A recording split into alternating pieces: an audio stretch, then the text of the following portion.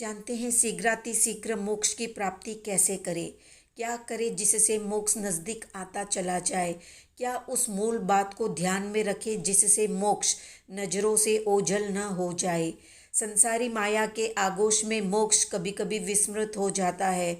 इसलिए भगवान महावीर ने मोक्ष की नींव सम्यक दर्शन को पाने के बाद बार बार इन 4 भावनाओं का अभ्यास करने को कहा है, जिससे संसार की क्षणिकता मन में उतर जाए और वो व्यक्ति को डिगा न सके।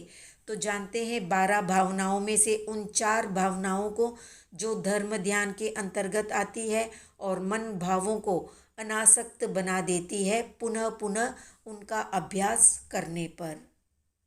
तो सबसे पहली भावना है अनित्य। इस भावना में ये चिंतन और मनन करे कि इंद्रियों के विषय धन, यौवन, शरीर, संपत्ति ये सभी अनित्य है, केवल आत्मा ही नित्य है। कौन नित्य है, कौन अनित्य है, इस पर बार बार चिंतन करें। जैसे भूमि नित्य है मगर उन पर बसने वाले गांव, नगर, राष्ट्र सब अनित्य है। मोहनजोदड़ो, हड़प्पा आदि बसे बसाए नगर सब देखते देखते नष्ट हो गए हैं। तारे नित्य आते हैं, चंद्रमा और सूरज भी नित्य आता है मगर चला जाता है। हमारे शरीर का प्रत्येक अवयव अनित्य है। दांत गिर जाते हैं तो नेत्रों की रोशनी चली जाती है, कानों की सुनने की शक्ति खत्म हो जाती है, हड्डियां कमज़ोर हो जाती है मगर आत्मा नित्य है। शरीर की शक्ति कमज़ोर होती है, शरीर के स्क्रू घिस जाते हैं, ढीले पड़ जाते हैं मगर आत्मा कभी घिसती नहीं, अनादि से थी, अनंत काल तक रहेगी। इस प्रकार जीव, अजीव, पाप, पुण्य, आश्रव, संवर, निर्जरा, बंध, मोक्ष के नित्य अनित्य स्वरूप पर चिंतन मनन करते रहने से ही सही दृष्टि खुलती है और हमारी धर्म के प्रति आस्था दृढ़ होती है। दूसरी भावना है अशरण भावना।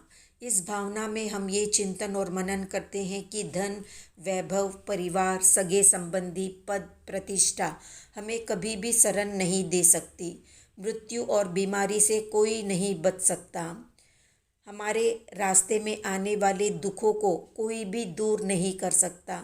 गजसुकुमार मुनि पर आने वाली विपत्ति को अरिष्टनेमी भगवान जानते थे, फिर भी वे रोकने में समर्थ नहीं थे। स्वयं भगवान पर आने वाले कष्ट भी भगवान को भोगने ही पड़ते हैं।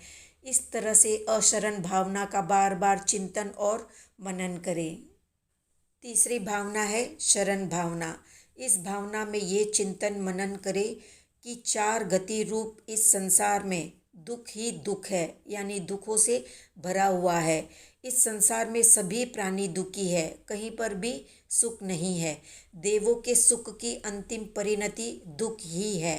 तब मनुष्य गति के सुख तो किसी भी गिनती में नहीं आते हैं। पशुओं के दुख तो हमारे प्रत्यक्ष है ही, सामने से दिखाई देते हैं। नरक गति घोर दुखों की खान है। इस प्रकार चिंतन करना, इस चिंतन से व्यक्ति की सांसारिक सुखों के प्रति आसक्ति मिटती है।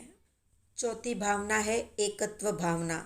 इस भावना में ये चिंतन मनन करे कि ज्ञान दर्शन से संपन्न मेरी आत्मा अकेली है, नित्य है, शाश्वत है। अन्य सारे संयोग अस्थायी है, अनित्य है।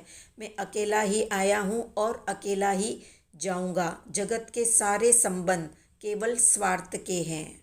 इस तरह की भावना से अपने आप को बार बार भावित करना।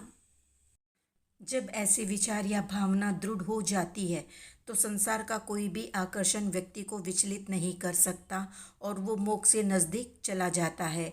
ये भावना जब मन से हटती है तभी व्यक्ति संसार के ताम झाम में उलझता है। तो ध्यान रहे, दिन में एक बार रोज ये भावना भाए ताकि अनादि अनंत संसार के चक्र से निकला जा सके। तो कितने लोग रोज भावना बाते हैं, कमेंट में बताएं। आज का प्रश्न है, किसने केवल भावना से मोक्ष की प्राप्ति की, वो भी कमेंट में बताएं। वीडियो पसंद आया तो लाइक, शेयर, सब्सक्राइब करें।